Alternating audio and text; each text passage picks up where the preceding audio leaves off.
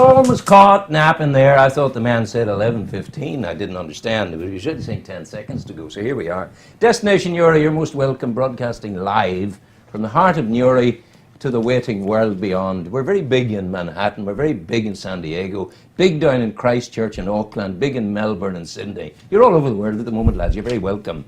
These are Warrenpoint men, so to speak, in Newry. As I say here, the Phoenix men, Warrenpoint Football Club. Barry Gray with me, the manager. Paddy Mooney, what position do you play? Centre mid. Centre mid. There you are. And Darren King. Right back. Right. I understand right back, but I don't understand centre mid. My day, you were sort of an inside left and an outside right. Where's all that gone? Out the window. Stuff of the past. The Phoenix men, the club coming again. You've grown strong in Warrenpoint. You're doing well. You had a match recently with Newry Town. You might not have. What happened? It's just a local derby game. Yeah. Beat them 2-0, but the Wow. scoreline's probably But you took irrelevant. you took no pleasure from it. No. No. Five And or you keep your six, face, yes, but you keep your 2-0, face no. straight as you say that. What's it, Barry, if you would, remind us of the genesis of the modern Warrenpoint team. Where have you come from? What has the journey been? 3 or 4 seasons ago we came from junior football, mid-Ulster football, and we've been successfully promoted through 3 or 4 ranks of local football, then to Premiership, which Yeah. is senior football in Northern Ireland, the highest level possible. What has brought, dare I say this, a wee town like Warrenpoint into the highest echelons of Northern Ireland football? What's the alchemy? What's the ingredient that's made it possible? A lot of hard work, Rowan. Just people, players, management, club officials believing that they can do it. You have a vision. And proving people that we can, just. As I say, there's a vision there for something Very great. much so. There has to be. I mean, the club's led from the front, for many years in youth football. Yeah. And it was just taking that youth structure right through and providing a senior panel that was fit for purpose. Yeah, but having said that, Newry has had the Carnbane League for back as far as when Adam was a boy. Mm-hmm. But yet they've only created one footballer of note, Paddy Jennings. They have had that. Warrenpoint had no Carnbane League, and yet you stuff Newry 2-0. Yeah, well, it's very, very difficult to compare just as simply as that. Obviously with Newry's history of late, they've had a massive disadvantage having to restart That's from where right. they have. And they are coming back well. Full credit to them because it takes a lot of work. Yeah. Most people don't see on a day-to-day basis. Absolutely. To rebuild that again. Fortunately, we're past that stage and we hope to stay where we are for as long as possible. You sense you're still growing. That is good. Absolutely. People think that when you've reached Premiership level, the job's done. No. The work only really starts at that level. We're now Premiership club, just of 12 months old. Yeah. Huge work to come, both for us and the players, and most definitely for the club. Paddy Mooney, you a Warrenpoint man? No, I'm Newry man. Newry man. Darren King, are you a Warrenpoint man? Not no, Fork Hill man. You have deserted Newry, the pair of you. What the hell? I mean to say that. Talk to me, Paddy, first of all, about your footballing history. You're a young man. What age are you? I'm 23. My God, I'm 71. I used to be able to play football a long time ago. I was once offered a trial for Portadown by a man called Gimme McKenzie. I was playing football at the age of 12, maybe 13 or 14, down in Donard Park. And he was watching the match. We were on a scout camp, and he came up to me at the end of the match. He says, "Would you come?" He says, I said, "Maybe I would." And he says, "John Fearn," and he mentioned the name, in Newry Town. "Tell John that I sent you down. He'll get you fit and then come, blah, blah, blah, blah." But you never did anything about it at all. Your position again is what? You're a mid-backer. Centre midfield. Centre midfield. Midfield is the making and breaking of it, is it? Because if you hold the midfield, you can distribute the ball anywhere you want. Exactly, yeah. If you don't hold the midfield, then the ball is being distributed from your own people maybe further back, and you're not going to put the ball as far. So in the day-to-day business of the game, how do you see your task at centre midfield? Well, nowadays different. There's a lot there's structure in centre midfield. Really holding your position, trying to stop the opposition from coming at you, and then once we have the ball, basically helping your forwards and the rest of the midfielders out. Yeah. Would you ever make, or your people ever make the mistake, any of you can answer this, of Messi? Like, that game could have been won by the Argentine team, because Messi, that business had gone up the side. He was brilliant in the first half. He was stopping it, then he's going, stopping, then he's going, and then I saw it on 4 occasions, the ball from Messi's foot straight into the square in front of the goal, nobody there. That was appalling. You wouldn't do that, would you? Oh, well, I probably would make a few of them mistakes, all right. If Messi can do it, then so can we. So can anybody. Darren, Yes. Fork Hill, where did you learn your soccer? Where did I learn? Well, I started playing at a local club here in Newry, Midway United. I've heard of these Actually people. played under Barry as a young footballer. Wow. So I did Barry Gray and Barry Yeah. Trainer. And why did you know, is your knee damaged? Do you have a knee, is that a knee injury? The other one, no. No, it's just the shape of your bone. I thought maybe it. That's the Because footballers that's go the down. well-defined muscle in the leg. That's the well-defined muscle of the leg. There's me thinking it was But I mean, you're very susceptible to injuries. If you're charging around, you're doing things, and bang, you can go very, very easily. Fitness is at the heart of what you do, yes? Yeah. And what's the fitness regime down there at the club?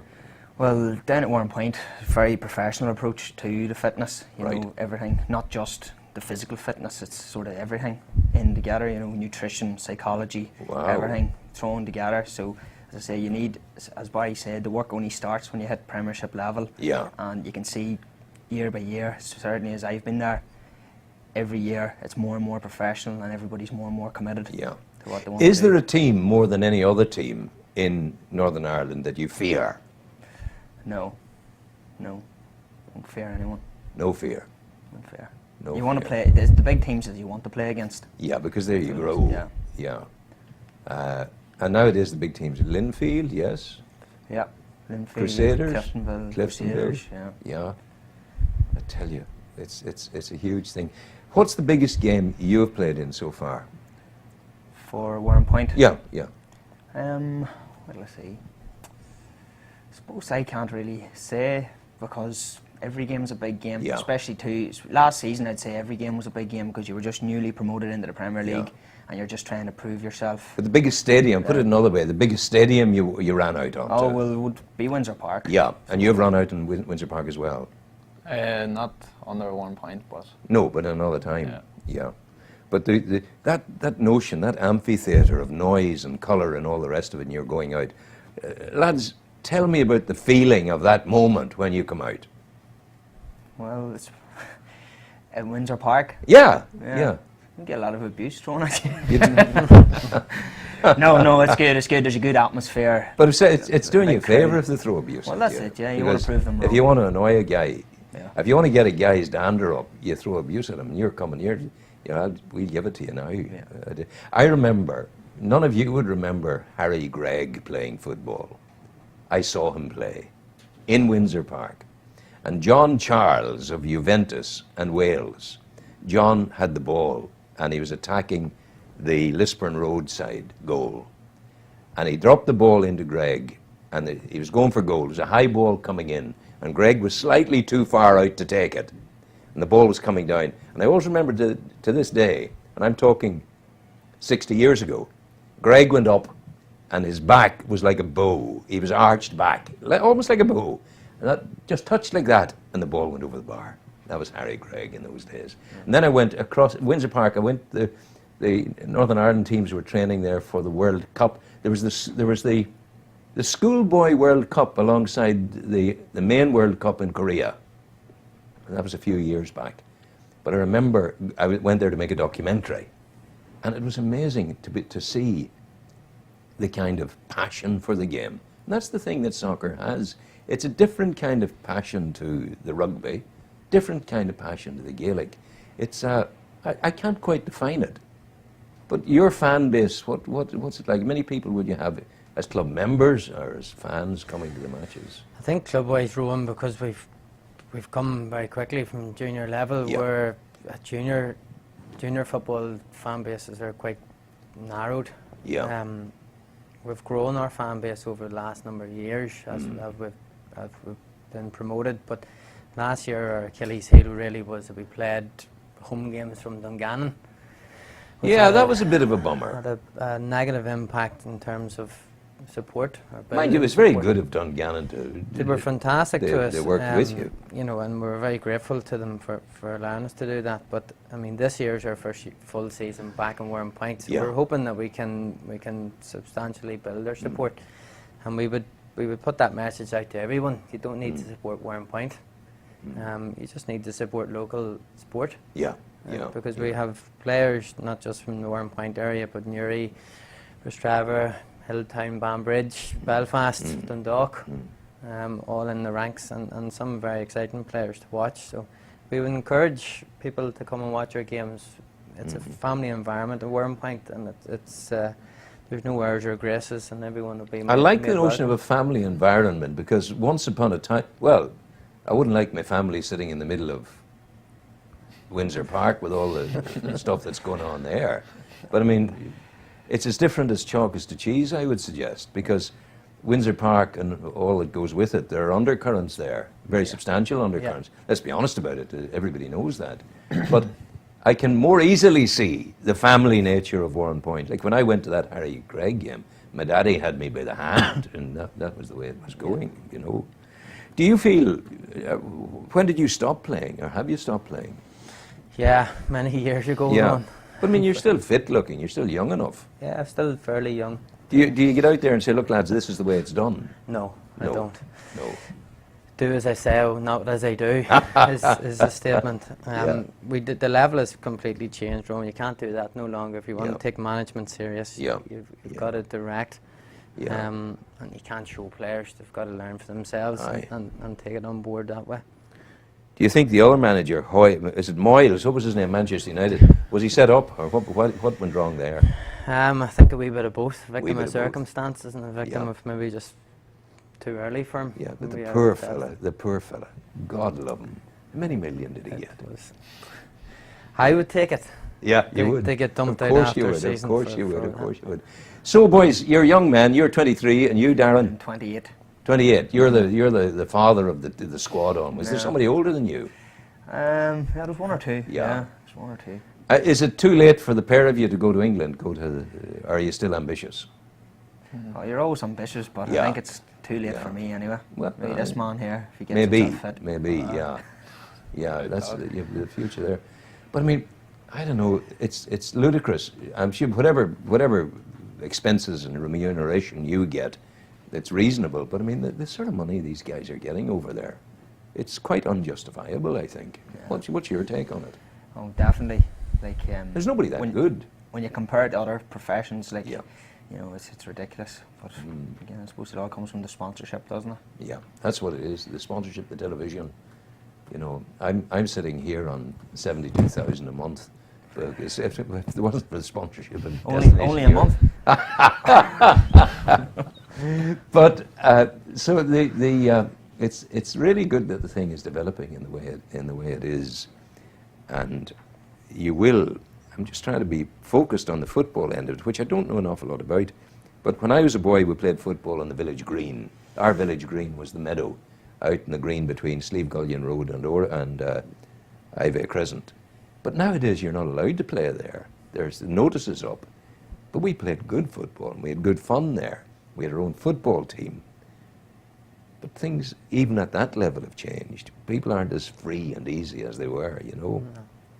Society in terms of football has changed, Ron. It's become quite a serious sport, and a sport that people now look at from early ages to try and develop their kids into something, whether it be a professional footballer in England or whether it be the top level in Northern Ireland. It's the daddy want-to-be thing, because there's a great thing in last Saturday's Irish Times magazine. There's a fellow there called Ross O'Kelly or something like that. He writes beautifully. He's very, very funny. And he was taking his son, and he's writing it in a Dublin dialect, sort of South Dublin dialect, very, very posh. Taking the son away to put him on the plane to go to England for a trial for Manchester United, you know, this sort of stuff. And he talks about not been sure about it because really he wanted him to be a rugby player, you know. But so it is that parents are putting a lot of pressure on people to do the thing. Well, I think talking from in-house, from our club and our youth relationships, we tend to try to separate kids from their parents as early as possible.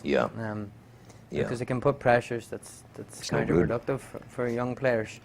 A parent wanting them to be the best player doesn't actually mean that he will be. A lot of kids develop at different age groups and different stages, and some won't develop to the level that they're expected to at all, and there's nothing wrong with that. And I think you just got to be realistic and let kids enjoy. Well, you have seen these two kids under your tutelage in Warrenpoint, and they can't tell me, but you can tell me. What's this man's special skills? What's Paddy's special skills? What makes him the footballer that you want to have on your team? Me? I make them the footballer they are. No, I don't. All our players are very Take him one at a time. Talk about him first, then we'll talk about Darren. Paddy's young and he's learning Premiership level.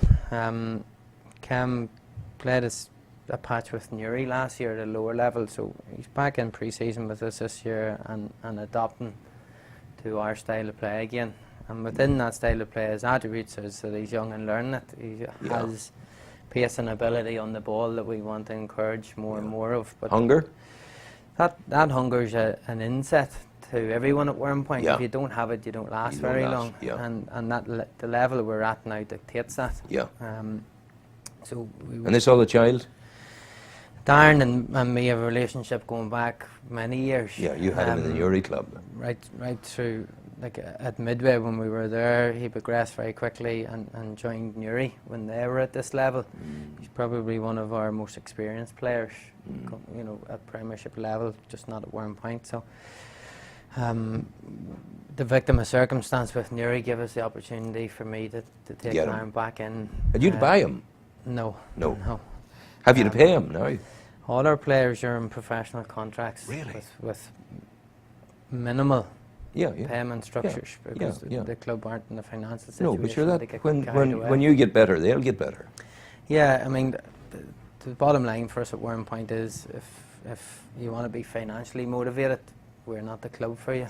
We want footballers who want to play because they want to play at the best level for them. So in due course, probably beyond my days, that might change, or it might grow as the club grows, as you say, but in the short term, that's probably not likely. Boys, it's been lovely talking to you. It's been a pleasure. I think before we go, I don't know if you want to let the people know how, right across the district, right across the world of Irish people, America, Australia, whatever, how can they positively affect the progress of Warrenpoint Football Club? Well, to the general public, vote with your feet. Come and watch the game. Support the players in the club in good and bad, and there'll be good and bad ahead for the season. And just know that the players in the club aren't financially motivated. They're not on their big wages. They're normal people given a lot of time and effort and a lot of commitment to wanting to drive local football, and Newry and Mourne put them on the map in terms of Premiership football. We do it from seniors right down to 6 and 7 year olds, and it's not a club that's highly motivated around just one team. It's about everyone and anyone, and developing each and every player we have throughout the ranks. And like I said earlier, everyone, whether who you support or what background you come from or what religion you are, will be welcome at Warrenpoint as long as you're a footballing fan. I like the sound of that. That's pretty all right, and we wish you well. Thank you. Thank you for coming in. Thank you very much. Will you come in again? We will surely, And let us know how you're getting on. When we're top of the league. And I should come to the matches. I live in Warrenpoint. And then you have no excuse. No excuse. Boys, I wish you well. We're going to end the programme now. Stay with me until the end of the programme, if you would, and we'll say farewell to folk around the world, wherever they are. It's been a joy having these people with me this morning. I'm Rowan Hand, and as we leave you, I'll be beavering away at the weekend, looking forward to bringing you something similar on Monday coming. God willing, inshallah. And always remember, as I often counsel you at the end of the program, don't sweat the small stuff. Once you've done your best, my African friends will always tell you across the great river, when you've done your best and can do no more, leave it alone. Just rest your head in your hand and leave the rest to whatever God you believe in. Go well, all the best. See you Monday morning.